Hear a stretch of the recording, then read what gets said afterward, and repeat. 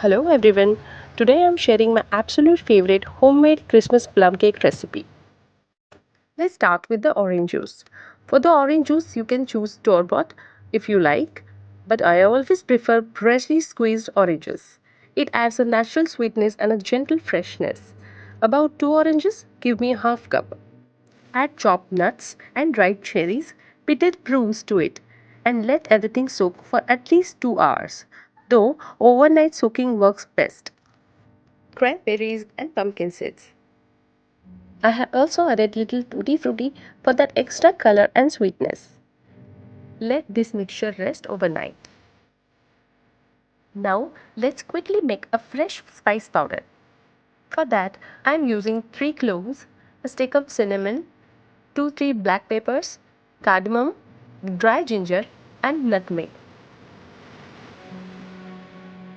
Add a little sugar and grind everything into a fine powder. In a pan, add half a cup sugar and let it melt on low heat. Don't stir too much. Once it turns a deep golden brown, carefully add 1/4 cup of water gradually. This caramel syrup gives the cake that beautiful dark color and deep Christmas flavor. Next in a bowl, add caramel syrup. Now pour 1/4 cup of melted ghee or butter and add a little vanilla essence. In another bowl, sift 1 cup of wheat flour and 2 tablespoons of milk powder and our prepared spice mix. Add the dry mixture into the baked mixture. And now, in go our soaked mix. Add milk to adjust the consistency. Keep it slightly thicker for a whole wheat cake. Now add 1/4 teaspoon of baking soda and 1 teaspoon of baking powder. Add half teaspoon of vinegar to help the batter rise. Now gently mix the dough, do not overmix.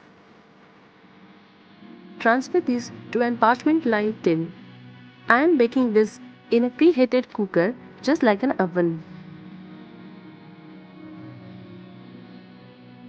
Some more pumpkin seeds, chopped nuts and cranberries on the top. This cake takes roughly 50 minutes to bake on a low flame. Check with a knife. If it comes out clean, the cake is ready. This cake is rich, moist, and full of fruits and nuts, and made with lots of love, just the way a Christmas cake should be.